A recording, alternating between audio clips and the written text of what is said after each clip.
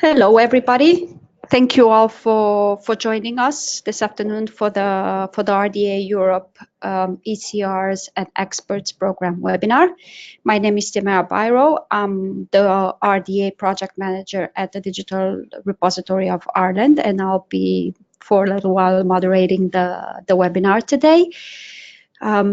Just as a reminder, we want to inform you that the webinar is being recorded. Participants are muted by default, but we strongly encourage you to use the question function that you have available in your control panel to ask questions throughout the webinar. The goal of the webinar is to give you an overview of the programs that we have running at the moment, focused on the early careers and the experts. We are going to start with a short overview of the programs presented by Dr. Natalie Harrower from the Digital Repository of Ireland. Then we have some testimonials and feedback from previous grant winners, Dr. Anna Slavitz and Dr. Hugh Shanahan. And in the final part of the webinar, we will be answering any questions that you might have. So without further ado, I pass on to Dr. Natalie Harrower to give the overview of the programs. Again, please feel free to ask any questions at any time during the webinar. Thank you. Good afternoon, everybody. Can you hear me? Yep. Okay. Thanks for the introduction, Timea. As Timea said, my name is Natalie Harrower. I'm the Director of the Digital Repository of Ireland. We are one of the Europe 4 project.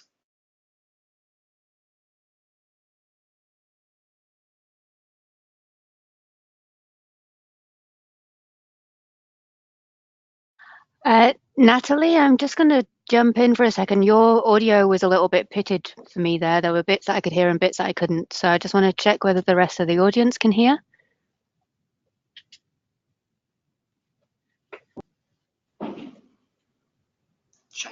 Okay, can you hear me now? Yes. Yes, okay. Apologies for that. Testing the sound here. So as I was saying, this should be a popular topic because it's how you can potentially access funds to get further involved in the Research Data Alliance. So without further ado, I'll move on to our next slide.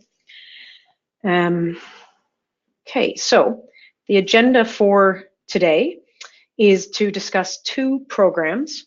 They're very similar funding programs, but they're aimed at different profiles. So the first one is the Early Career Grants Program, and the second one is the Expert Grants Program. And through this webinar, I'll give you an overview about what these programs are, who can apply, what the evaluation and selection criteria are, and the financial contribution that you can access.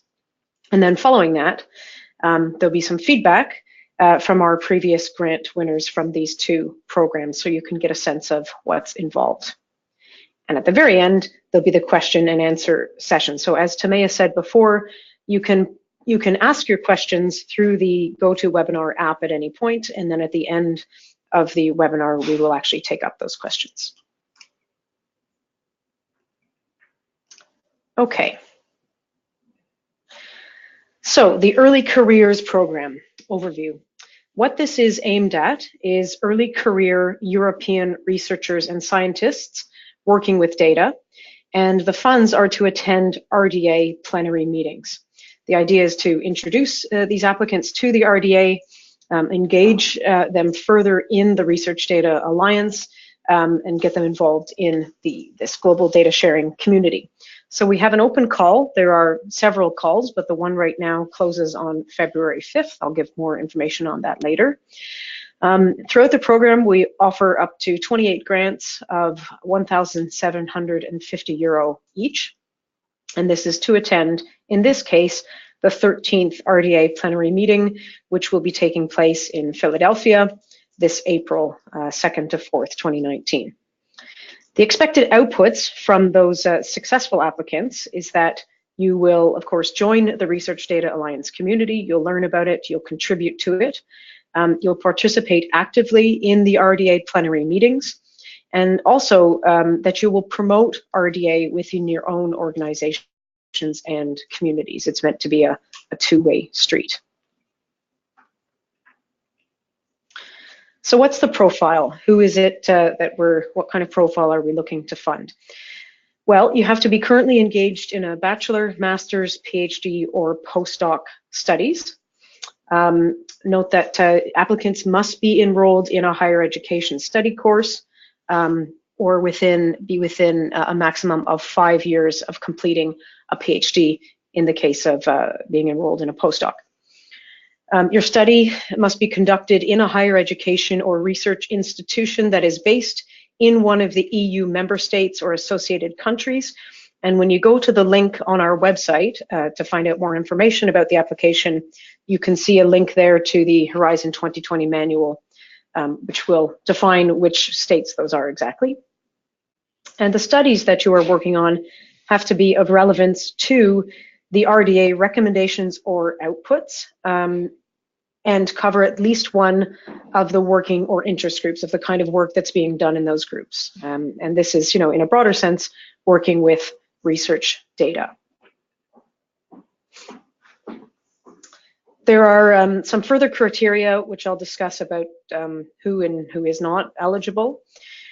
So if you're a previous winner of this particular program, the Early Career Program, you should not reapply. You're not eligible.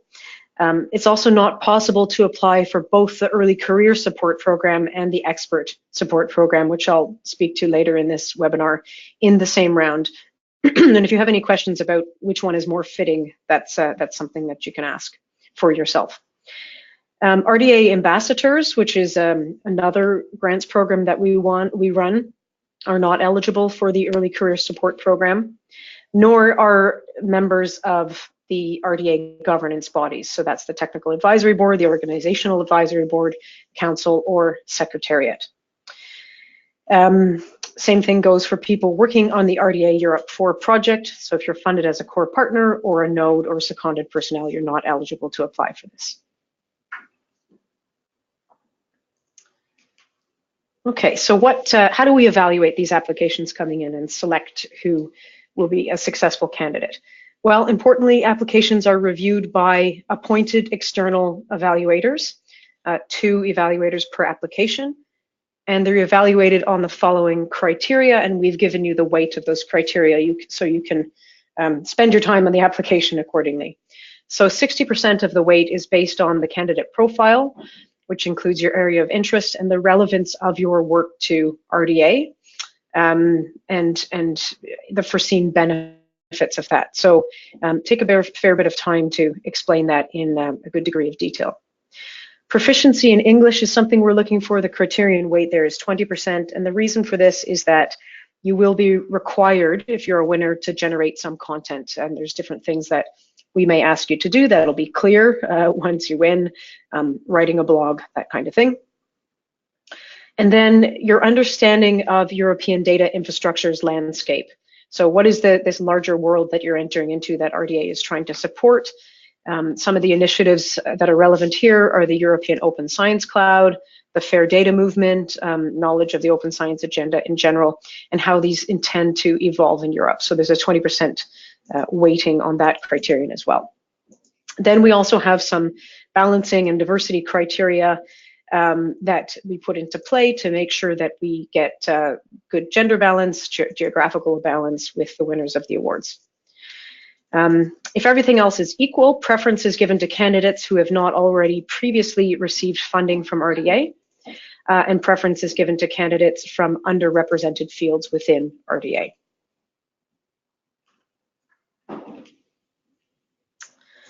The financial contribution. So we have available 7 grants of up to €1,750 to support your participation in the Philadelphia plenary this coming April. And this is something important to remember, is that to be able to access these funds, it's done on a reimbursement basis through the University of Göttingen, which is one of the partners in RDA Europe 4. And they have, as all institutions do, cost accounting practices in place. So you have to keep your receipts, and the following vouched costs are eligible. flights, trains, and public transportation to and from the conference venue. So, but no flying first class. These are economy fares only. A maximum of 4 nights accommodation in Philadelphia. And hotel costs are reimbursed up to the rate of €138 per night, excluding breakfast. The conference fee is eligible, and you can also claim costs for licensed taxis if public transportation is not available. And we cannot reimburse daily allowances, so your meals are on you. And as I said before, costs will be reimbursed based on original receipts, so hold on to those. And if you have further questions about this, should you be successful, there's contact information here that will tell you about the particular accounting practices of the university.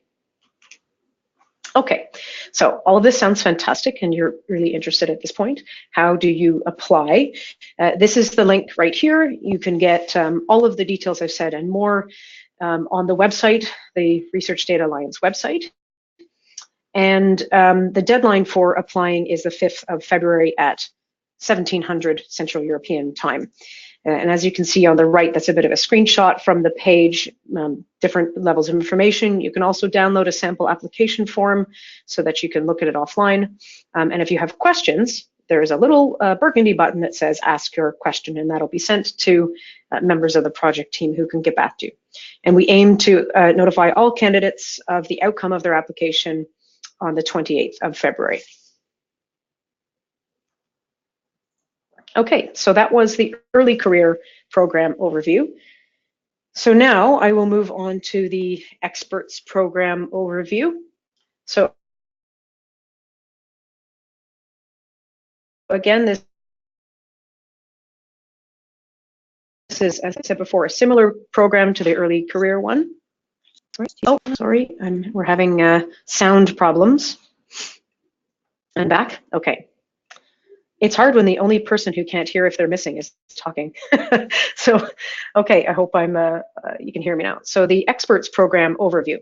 So the purpose of this, similar to the early career one, is to provide financial support to European researchers and scientists working with data to attend RDA plenary meetings and to support the skilled volunteer work and expert contributions that are required to make the Research Data Alliance operate, because it's a very ground up organization. So at a glance, we have 20 of these grants overall available at up to €1,800 each, and they're being offered in 4 waves. So this is the second wave, just like the previous grant I mentioned. And in this call, we are offering financial support to up to 5 experts to attend the 13th RDA plenary meeting. Again, that's Philadelphia, 2nd to 4th of April, 2019. What's expected from the winners is that they will participate actively in RDA plenary meetings. They will help to disseminate RDA plenary outcomes, and that they will support expert contributions to the work of Research Data Alliance working groups and interest groups, which are really the core groups and organizational structure that makes the Research Data Alliance operate. Okay, so what is the profile for an expert grant? So in this case, experts are broadly defined as mid-career or senior data professionals or scientists.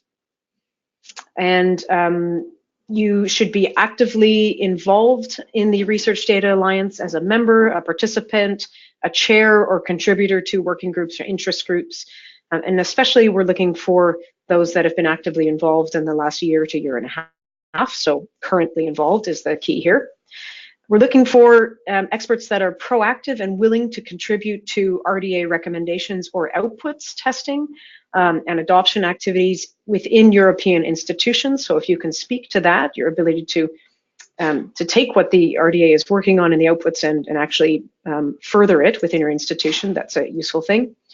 And those that actively engage in plenaries and national or regional workshops and related initiatives. So it's involvement in RDA, but also the kinds of activities that relate to the work that RDA is doing within broader geographical contexts.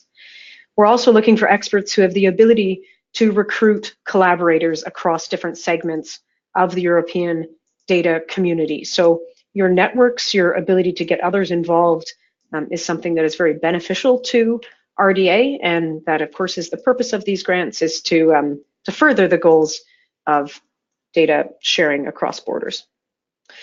It's good if you are you need to be part of an active data community and have a good understanding of the European data infrastructures landscape. This is something I mentioned also with the early careers support. So again, work with the EOSC, with the Fair Data Movement, knowledge of the Open Science Agenda, et cetera, and how these are evolving in Europe is handy. And then you must reside and or work in one of the EU member states or associated countries. And again, when you go to the link that comes at the end of this webinar to the application website, you will see, you can find out what that list is, if you're not sure if you're in an EU member state or associated country. Criteria in terms of who can and cannot apply to the expert grants. So if you were a previous winner of the expert program, you can apply, but we will not support consecutive plenary attendance. So if you were in Botswana on one of these grants, you need not apply this time, but you could in the future. It's not possible to apply for both the expert support program and the early career support program. You kind of have to position yourself as one or the other there, and if you have questions about what is the most fitting, that's something you can ask. RDA ambassadors are not eligible for the expert support program, nor are members of the RDA governance bodies, so TAB, OAB, Council, and Secretariat. Same thing goes for people working on the RDA 4 project. If you're funded as a core partner, as a node, or seconded personnel, you are not eligible to apply for the expert grant scheme. Evaluation and selection. How do we go about evaluating these? As with the other one, your application will be evaluated by external evaluators, 2 per application, and they've been given the following criteria to assess your application. So pay attention to these carefully because you'll be scored in each category. So first, a statement describing your interest in and commitment to the vision of RDA. So you should be quite familiar with what that vision is and how you relate to it. And also your interest and commitment to working or interest groups that are in progress and or one or more existing RDA recommendations and outputs. So these are all the different ways that RDA is constituted and the kind of work that's going on. So you have to show how you are involved or embedded in those processes and what your plans are for future involvement and the expected benefits to the RDA if we were to award you one of these grants. So that's where 35%, that's a 35% criteria in terms of the weighting when it comes to the evaluation. You should also provide, so that's kind of like commitment and looking forward, but you should also provide a summary of previous and current activities that demonstrate your involvement and contributions to RDA related activities. So again, that can be through working in interest groups or recommendations and outputs within European institutions. That's another 35%. And the final criteria, as you can see, these are all relatively evenly weighted, is the wider engagement that you have with other initiatives and or national activities that relate to the work being done in RDA.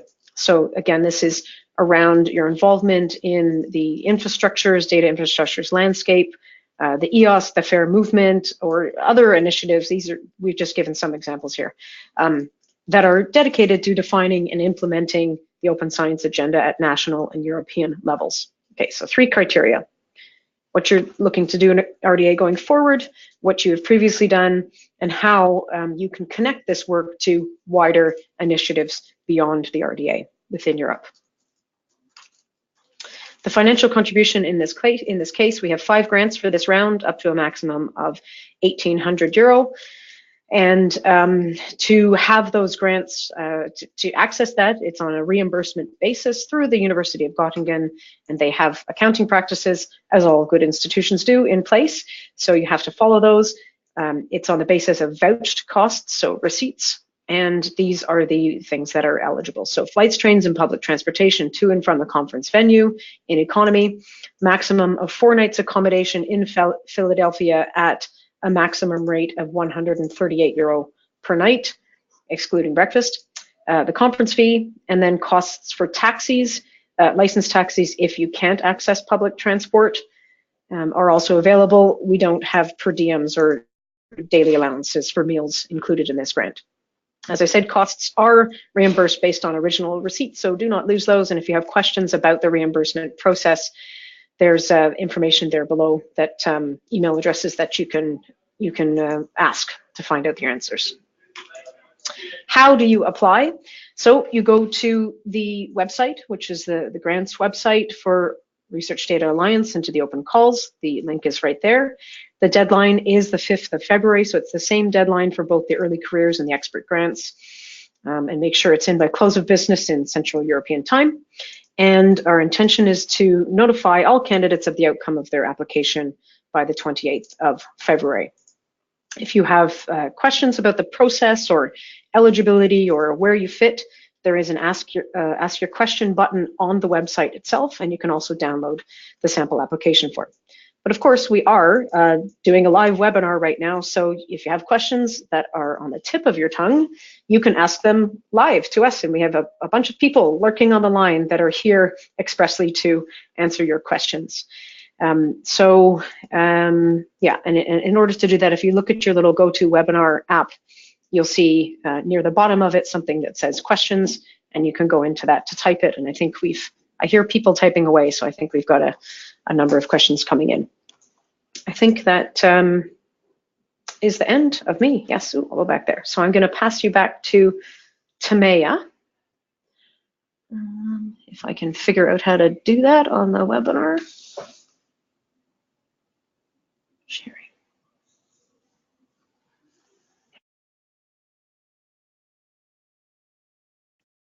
Thank you very much for that, Natalie. Can you hear me? Okay, you just started now, yeah. Okay, perfect. So as we mentioned in the beginning, with us on the webinar, we have two grantees from our previous call who have taken part in the plenary last November, which was held in Botswana. So we have Anna and we have Hugh. First, I'll kindly ask them to say a few words about themselves and also let us know what has driven them to apply for one of the grants. So Anna and Hugh, please feel free to start whenever you'd like to. Hi, Timia. Do you hear me? Yes, we can. Yeah. Okay. So should I start? Or... Yes, please, Anna. Okay, so my name is Anna Slavec. I'm from Slovenia, and I work at a small research institute called the InRenew Center of Excellence. And the research area of the institute is wood modification and sustainable building. I applied for the early career research grant to attend the 12th plenary. The 12th RDA plenary in Botswana. And I applied because at my institute, my role is I'm consulting other researchers on the use of statistics and on data management. So I wanted to use this plenary to learn more about different data management practices, about fair data, and especially because my background is mostly in managing data in the social sciences, because I previously worked in a social science data archive, and I wanted to learn more about what are the practices, what are the metadata in other fields. So I think that's all about me. Okay, thank you very much for that, Anna. Hugh, would you like to tell us a few words about yourself? You're one of the longtime contributors to RDA, so some of the people might already know you. Yeah, a little, which is a polite way of saying, yeah, bad penny. Yeah, so hello, everybody. My name's Hugh Shanahan. Very briefly to introduce myself, I'm currently based at the Department of Computer Science, which is based in Royal Holloway, which is just west of Heathrow Airport. In terms of my background, I'm still a researcher. Back in the 1990s, I was working in computational high energy physics. And then in the noughties, I moved over to working in bioinformatics, and that's still sort of my main thrust of research still. The CS department in Royal Holloway has a strong background in machine learning and distributed computing. I know that I'm down here as an RDA expert, and I suspect that those of you who are applying as an RDA expert, you can look at the criteria, and I think you're basically saying, look, you need to have been involved with the RDA. I think is something that's there, but in many respects, the reasons why I got involved with the RDA is effectively because of 3 lessons that I learned overall, which was number one, that no matter how clever you are with your data science or your analysis or statistics or whatever you want to call those activities, it doesn't fix when you've got crappy data or crappy experimental design. The second thing I also learned is that actually thinking computationally is utterly transformative to research, and it's way too important to be left to just computer scientists to think about. It's something that actually needs to be understood by all domains, and at least at some level. The third point I've learned after all these years, and this was the one which totally surprised me, was the fact that actually the big problems are mostly social, not technical. And this really surprised me because I'm the most nerdy person on the face of the planet, and it's for those reasons that I kind of stumbled into the RDA and how I got involved with something which is deeply about people, which is, in particular, we've been involved in running a series of schools for early career researchers, teaching them foundational data science skills, in particular for those from low and middle income countries. So to me, I hope that's enough details, or I haven't gone on for too long there. Is that okay? No, that's perfect. Thank you very much. That provides us with a lot of insight from an expert point of view. So, and you've also included a little bit of advice on going forward, which would have been my next question. So, for potential candidates, I assume that all the people who are actually taking part in the webinar are interested in applying, or at least in some of the aspects of the grant. So, from your perspectives, from the perspective of an early career and from that of an expert grantee, what would be a piece of advice that you'd give to our potential candidates looking into submitting an application? It might regard the application process, the evaluation, or maybe some of the strong points that you think should be included in the actual application. So anything that you regard as helpful would be appreciated. Okay. Anna, do you want to go first, or shall I go first? Yeah, I can go first. Thank you. Yeah. So what are the benefits of participating to the plenary? So before this was my first plenary, and before that, I didn't have much contact with the Research Data Alliance. So for me, it was really helpful to meet these people, because just interacting online through the website, through the working groups and emails was not enough to get involved with the working groups. So in this perspective, attending the plenary really helped. And if I have some advice to help researchers who are considering to apply, my advice is to really carefully think what is the reason why you want to participate, and read the descriptions on the website of working groups, because just checking the list of the existing working groups is not enough. But if you're interested to work in some working group, it's useful that you also read about the previous activities, so that you're able to better explain why you want to participate and be involved, and what would be the benefits of the involvement for you, and also what would be the benefits for RDA. And yeah, that's my advice for those who are considering to apply for the early career research grant. All right. Okay, so if I can jump in from the RDA expert perspective, again, now perhaps Natalie might say, no, I didn't mean that, but the thing I probably have to make clear here is that, yeah, I've been going to a number of RDA meetings. I haven't gone to every last one of them, but I guess I've gotten to maybe about 50% of them.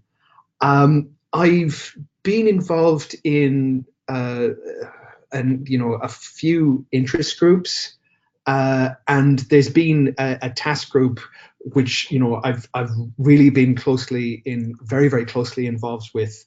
And even though that task group is now finished, there's still an interest group which is, again, which has to do with schools activity and so on. So in terms of the application that I was filling out. Now, just kind of one thing to note here is that this is not the RDA take mercy on us. They do not ask you to write pages and pages and pages of documentation. This is it's a few hundred words. So it's, yeah, Anna's totally right in terms of thinking about it, but it's not a very, very lengthy thing to do. So your time is about thinking the answer through, not just filling it up with text. I think the things that I was able to say was that, yeah, I've been involved in these activities, so I align up with what the RDA is about. The other thing I think was also that I was kind of upfront in terms of, for me, the priority in terms of Gaborone was that this activity, because I'm still involved in running the schools for low and middle income countries, Gaborone is obviously, and as it turned out, was that mostly Africans were going to be coming to this conference. And it's like, this was a perfect opportunity to raise the profile of these schools and to say, listen, if you let me go to Gaborone, that means, give the funding for me to do this, I'll raise the profile of the schools, which is more or less an output of the RDA. So, I mean, that's kind of how it all joined up together. I think that the lessons learned there are to say, to point out that previous activities that you've been involved in with the RDA. I think you really probably do need to say, look, I'm going to be attending Group X, Group Y, and this is what I expect to come out of those sorts of activities. The only thing, as you said, just to stress, is that no, this is not a thing that goes on for pages and pages. Just keep it, it's just a few hundred words. So it'll take you a few hours of your life, but it's a few hours well worth spending. Okay.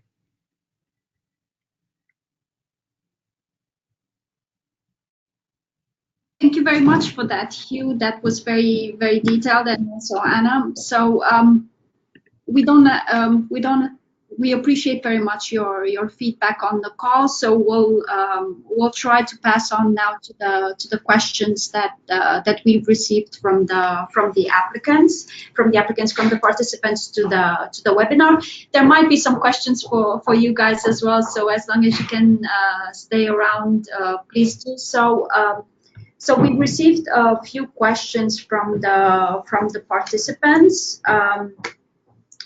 They're mainly asking us about very particular situations. We have a participant to the webinar. We're not going to read out the names for privacy reasons, but we have someone who's actually working for the University of Göttingen. As you know, the University of Göttingen is part of the RDA Europe project.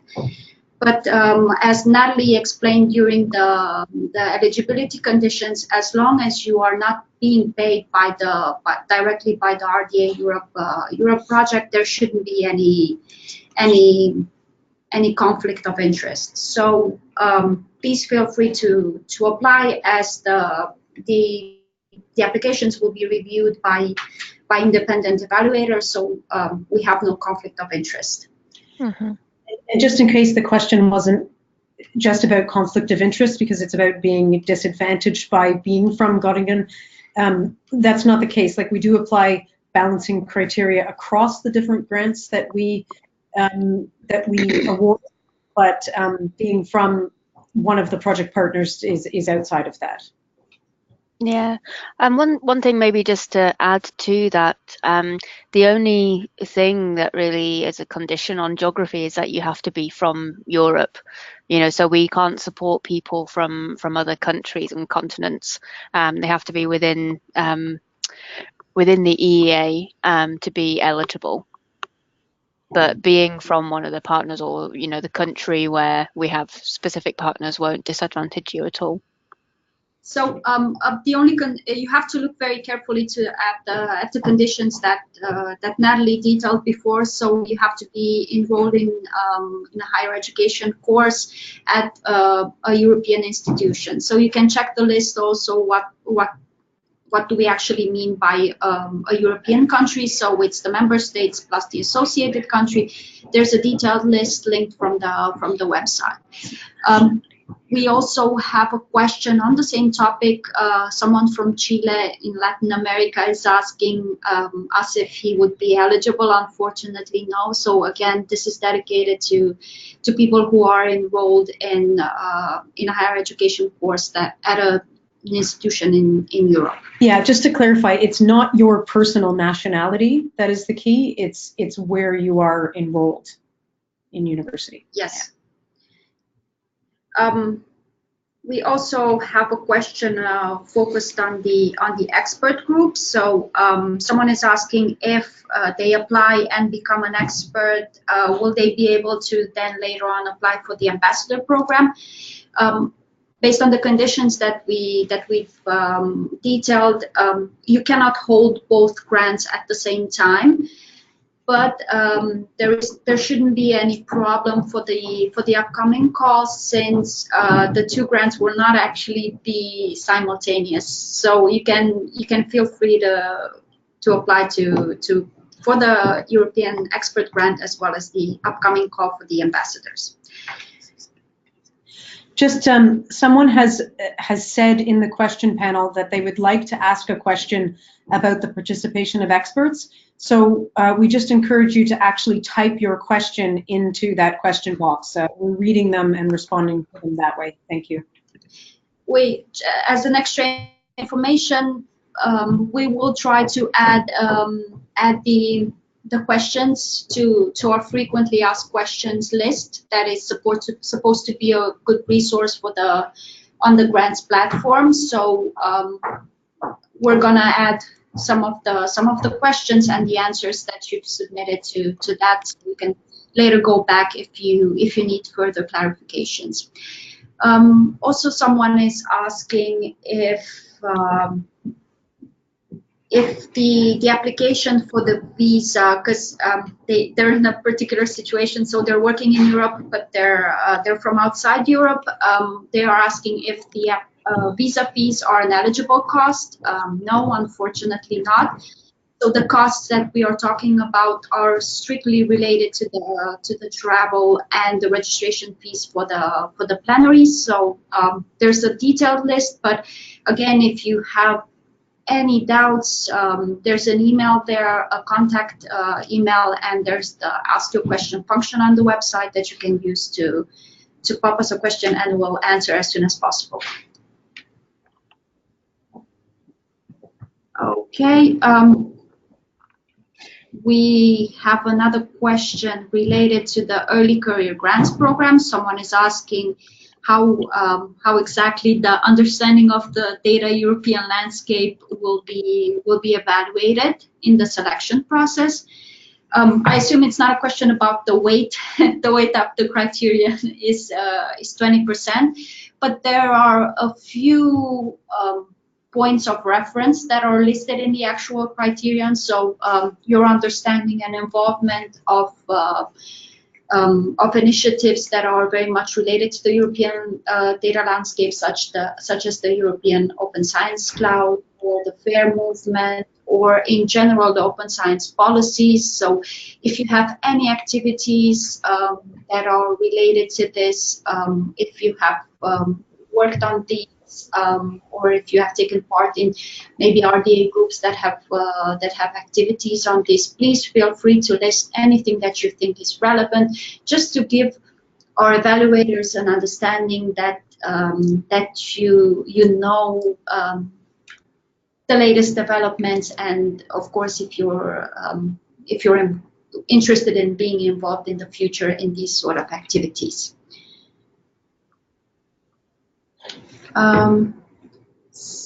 So okay, we finally got also the question about the expert grant. Someone is asking if they are a member of RDA and the Italian node, but currently not actively involved in the interest group, if they are eligible. Yes, of course you are eligible, but again, in the criteria, it is listed, and Natalie has detailed that one of the points that we're interested about, and one of the criteria in the evaluation is whether they have had experience with RDA and how their work relates to that, if they've had any participation to the plenaries. So it is one of the points based on which your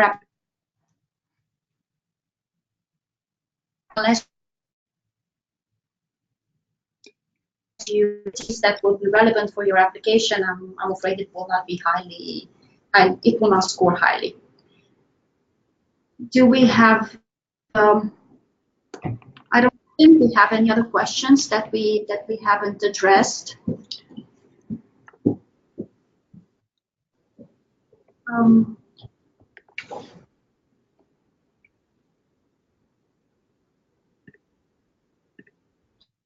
So yes, we have another question. Someone is asking what it means to be an active member.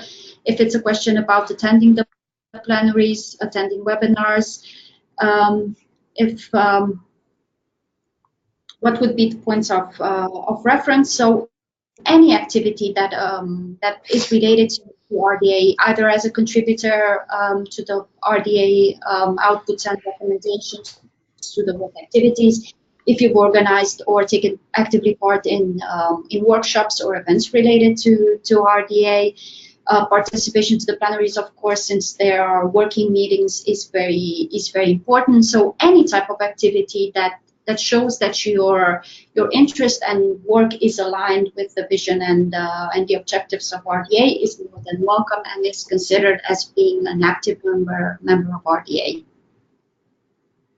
Yeah, so just to follow up on what Timea said there, I know sometimes for people it can be difficult to attend events and plenaries because of the cost, but you can still be active in RDA by, joining the regular meetings of different groups, giving feedback on different outputs.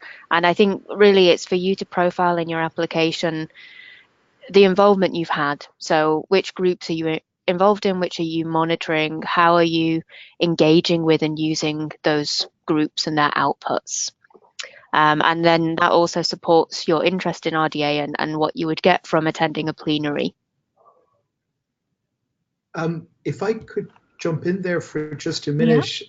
Yeah, so the thing I would say is just to reiterate the point that no, I mean I haven't been to every RDA plenary from the year dot, and I haven't done an exact count, but I'd say I've gotten to maybe about 50%. Timea will probably pull out the records. Aha, you attended X, but no, I think I even missed the RDA plenary before Gaborone. So no, it's not a requirement. I mean, it's being involved in the various interest groups and contributing to that. The RDA is now a lot more than just the plenaries. So if you're keeping touch and touching base with those things, then you're still in touch. Yeah. Yes, thank you very much. We hope that clarified the various points of view. So hopefully you'll find that activity that is very relevant to you, where you can make a contribution and which is also rewarding for your work. So that should be the starting point in your approach and in joining the RDA. We have a question. Someone is asking how many applications we've received for the last call. So then they would understand how tight the competition is. So we can tell you that for the early careers, we've received quite a high number, but 17 were eligible, and they've gone into the